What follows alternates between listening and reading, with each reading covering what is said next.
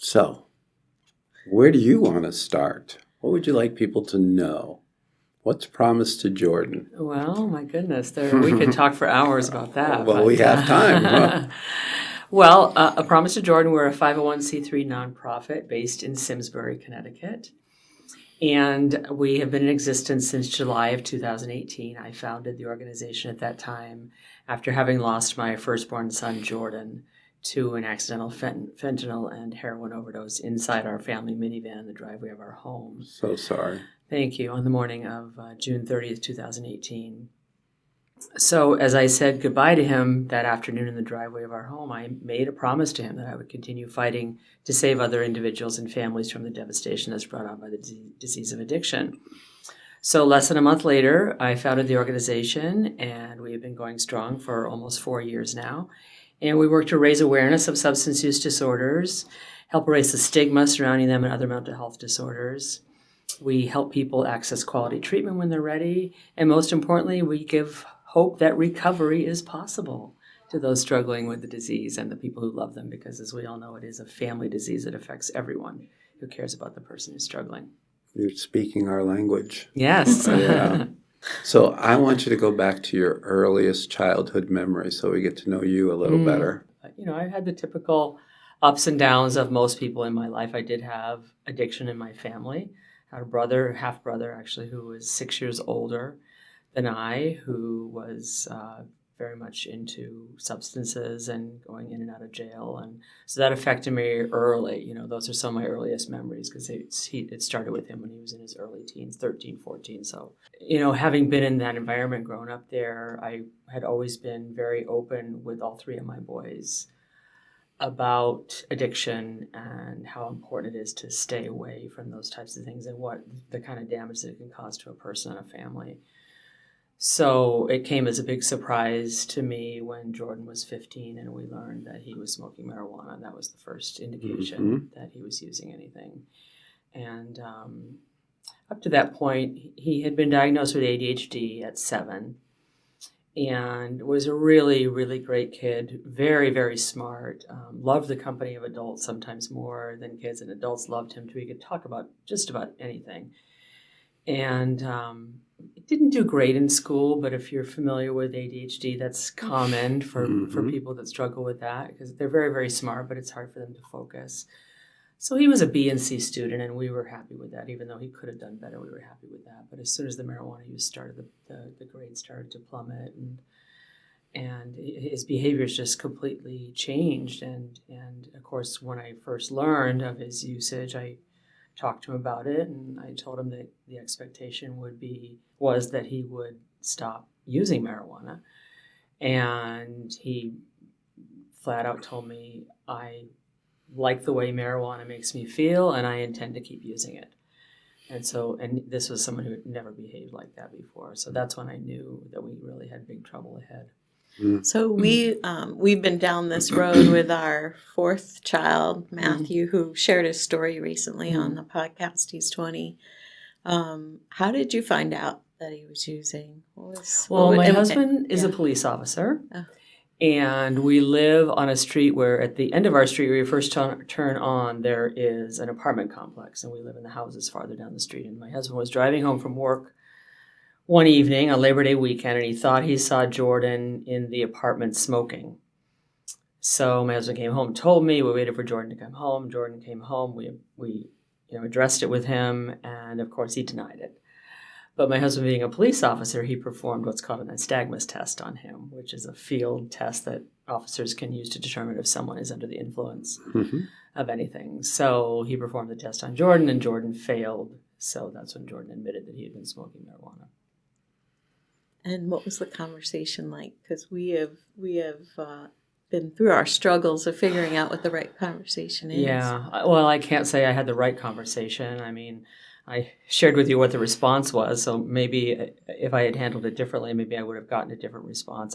I think at the time I was so stunned because it was so unexpected that, all I could really do was say, remind him of the struggles that I had growing up, and that this was not okay. It was not acceptable behavior in our household. And of course I did what we're supposed to do, take away the privileges, the cell phone, the computer, you're not seeing these friends, and so on and so forth. But nothing mattered. He didn't care, and he just kept doing what he was doing, and it unfortunately just spiraled from there out of control. Jordan is now, didn't seem to really respond to any parental direction. Right. And you said he started to spiral downwards. What did you see? I saw things disappearing from our home. Oh, I saw violence toward me and his stepfather and his brothers. I got to a point about a year and a half after the nightmare started. I had to make a decision. I had to protect my younger boys, who at the time were 11 and 13 probably. And, remembering back to when I was growing up in that addictive household, how difficult it was. So I had to protect them. So he went to live with his father, who also lived in Simsbury. And so at least during the week, the boys were protected from that. On the weekends, they would go to their fathers and they would be subjected to it. But he started to share with me as time went on that he was starting to use prescription pills, that, I would notice them missing from our home. So, of course, I started locking them up. But then he would take them from other people's homes, or he'd buy them from friends at school, or there's multiple avenues that they can choose to do that. But the one thing that he always assured me he would never do was heroin, because he had too many friends who were doing it, and he was actually trying to help them to get off of it. And he had seen the kind of destruction it had wreaked on their lives.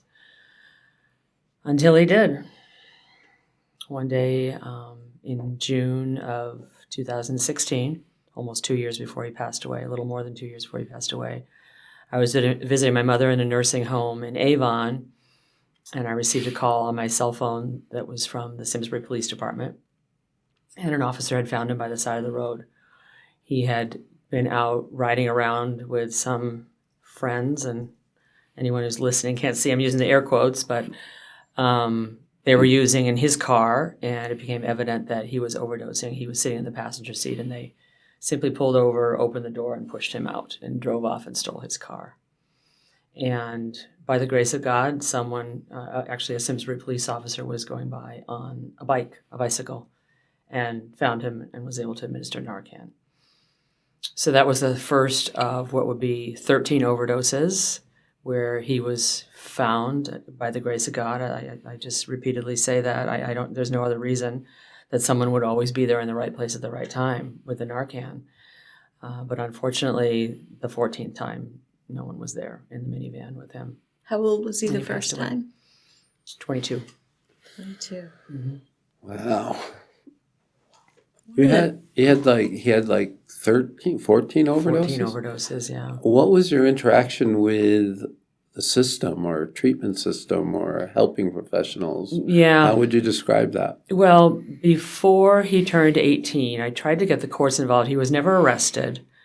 But I did approach the court to try to get help. There wasn't much available at that time. This was probably around 2008 or 2009. I went to the counselor at school, actually before we even discovered the marijuana use, when his grades started slipping. And I spoke to her, and I told her of my concerns, and her reaction was literally, "Oh, I see that all the time, especially in boys. They come out of it around their senior year. Don't worry about it." And I trusted her. He was my firstborn. I had nothing to compare it to. Mm-hmm. And she works with kids every day, so I assumed that she was right. And so I didn't pursue any other avenues as far as the grades went.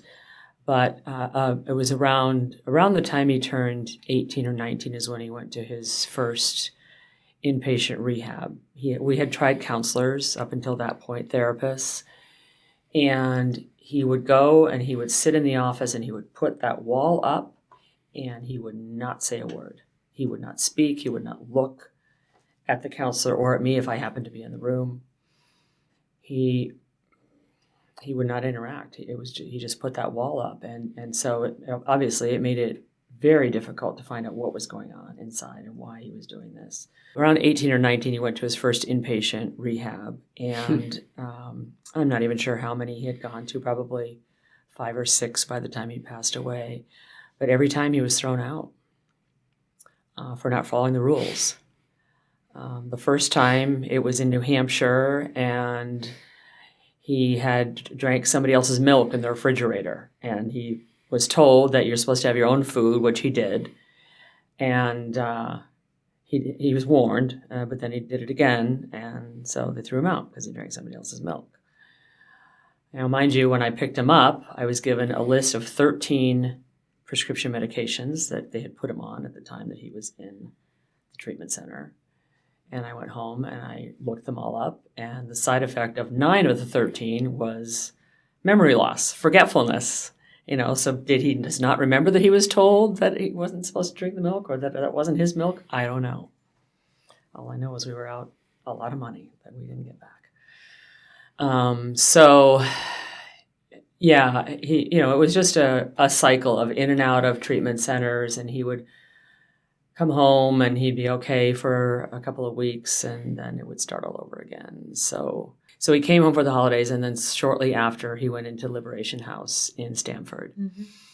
And this was the longest term. He was able to stay there. I mean, as you know, so many of them are only 28 days anyway, the first time you go, and then they wait for you to return to use again, and then you have to go back, and then you get to go for 60 days or whatever. So this time he was there for probably a good 3 months. But I had been visiting him on Saturdays, so I was starting to get a glimpse of my son again, which was so nice.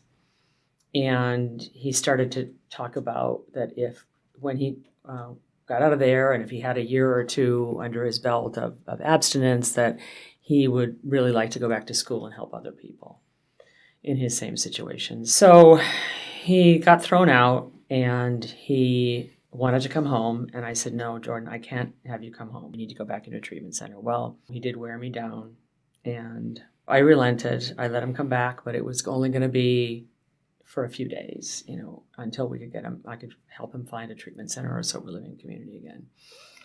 So May 30th, we celebrated 6 months of sobriety with him, and we had a little family party with a cake and balloons and everything. It was very exciting. He'd never gone that long. And a week later, on June 6th, I was at work at the Simsbury Chamber of Commerce, and my youngest son, Adam, who was 18 at the time, called me and said that he had come downstairs. The two of them were home alone, and Adam wasn't even supposed to be home. He had a friend who was working a landscaping job. He was going to help the friend. But he was home, and thank goodness he was, because he had come downstairs and looked in our downstairs bathroom, and he saw Jordan grasping onto the sink and just sort of swaying back and forth. And so he called me at work. I said, hang up and call 911 right now. I'll be right home. So I raced home, run up my stairs to see Jordan laying on the bathroom floor, surrounded by first responders who had administered 3 doses of narcan this time to revive him. And he did come around. They took him, that was the 13th time. They took him by ambulance to the hospital, and I know he was expecting me to be angry with him because I had been angry so many times before, because I didn't know then what I know now about addiction. And it's such a horrible disease that just takes such a toll on a family. And this had been almost 9 years we've been dealing with this with him. So there was a lot of anger. I'm the first one to admit it. But that day, I didn't have any anger. And as he was being wheeled into the ambulance, our eyes met, and I said, I love you, Jordan.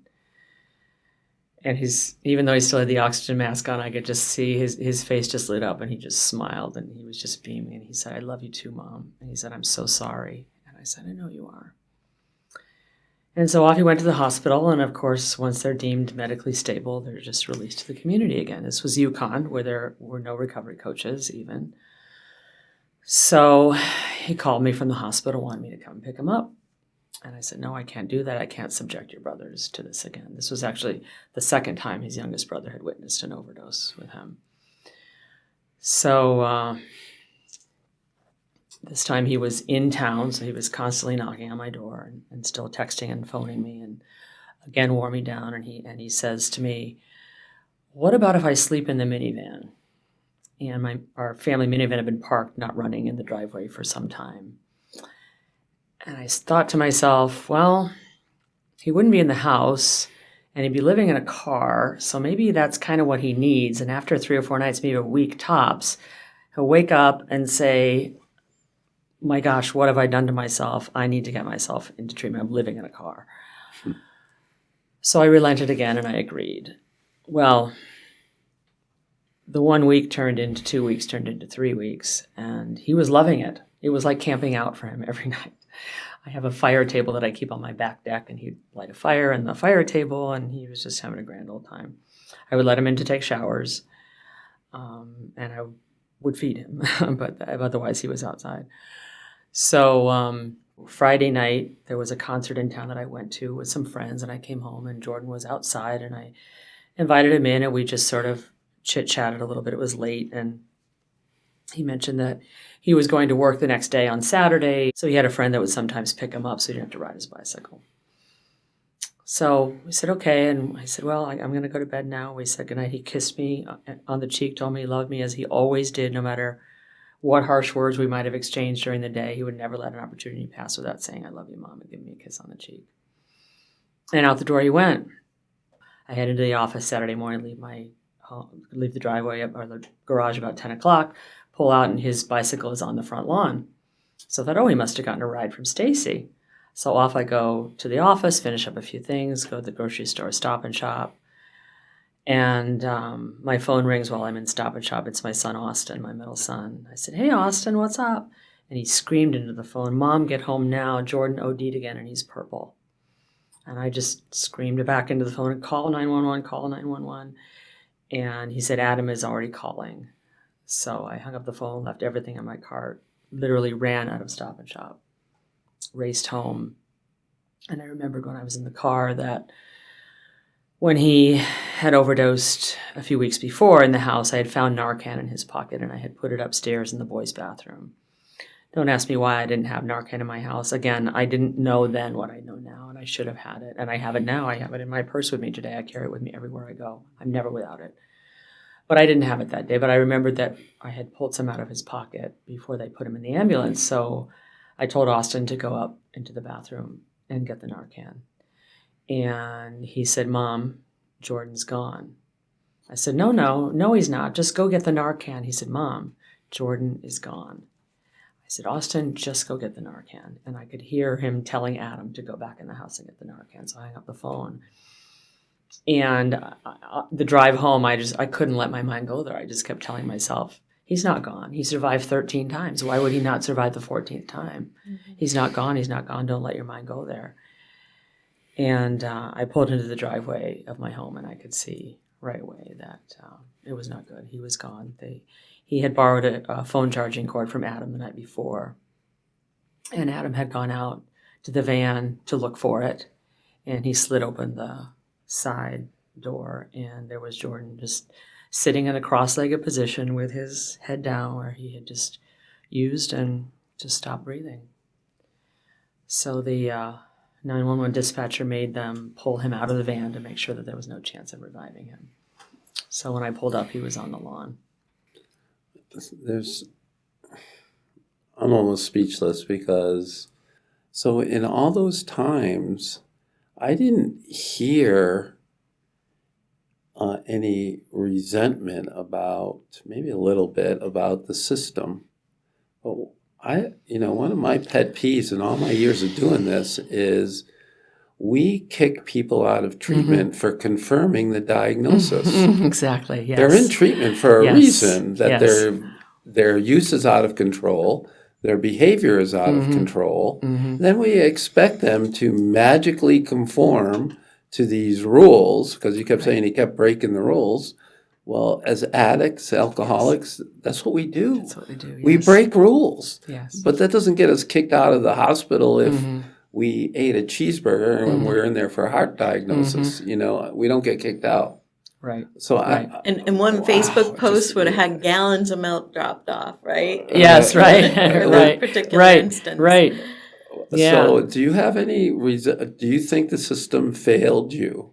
or failed Looking Jordan? back, I do now. At the time, I wasn't in that mindset, and it wasn't until I spoke with Karen Kangas, who you may know, Dr. Karen Kangas, and I told Jordan's story to her, and she had the same reaction. Why do we do that to people who break the rules? These are people who, that's all they've done for years is break the rules, and we expect them to suddenly turn around.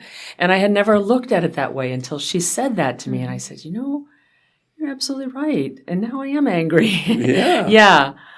Especially the place you obviously dropped a good chunk of change to get the kid in, and then they kicked him out for drinking milk. Yeah. Wait, what? Yeah. After they gave them 13 prescription medication. Yeah. I would be Yeah.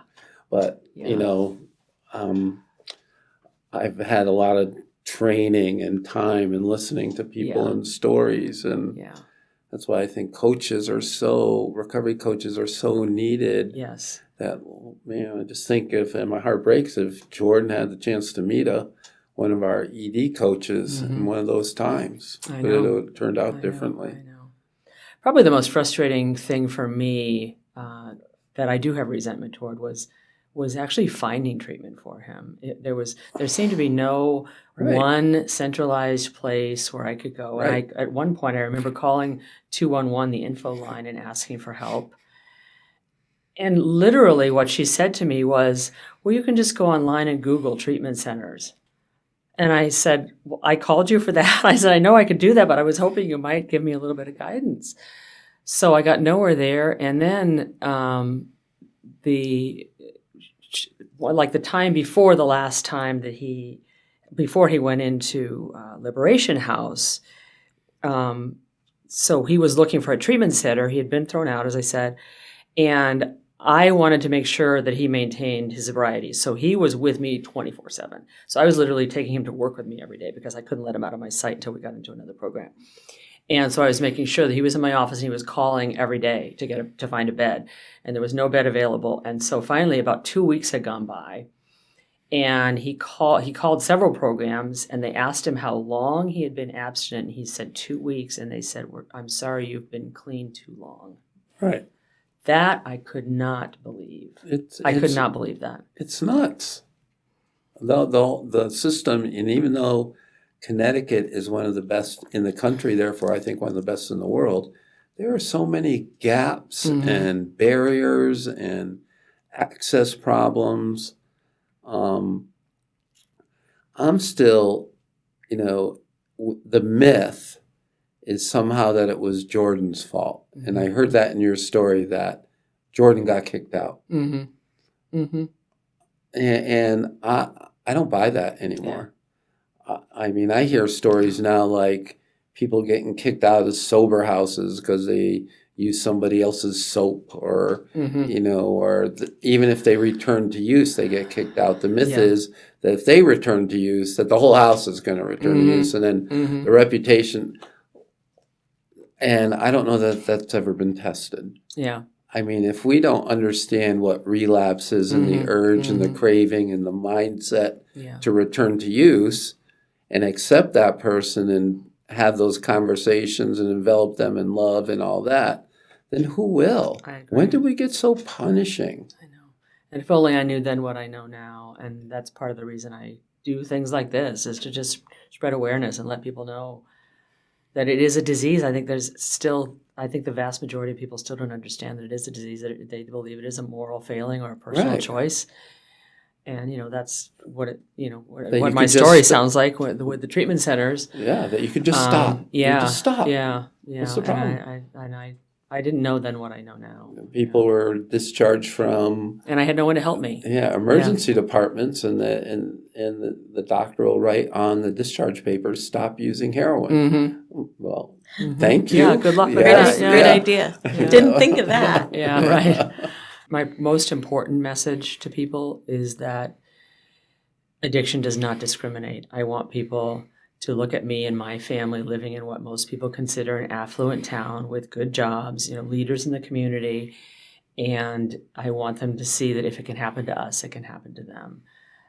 It's happening in every community, as you know, across the United States. In most families now, I think there's probably very few families that can't say that there's someone, even if it's an aunt or an uncle or somebody who's not struggling. So just don't think that it can't happen to you. And if it does happen, seek help right away. Don't take it lightly. There's a lot of parents with teenagers who might be drinking, who might be using marijuana or even smoking cigarettes, and they might think, oh, I did that when I was a kid and I turned out fine. Times are very, very different now. And you may be right. Maybe he or she will turn out fine, but do you really want to take that chance and just and let time go by when now there's a possibility that you could nip it in the bud and make a difference? Right.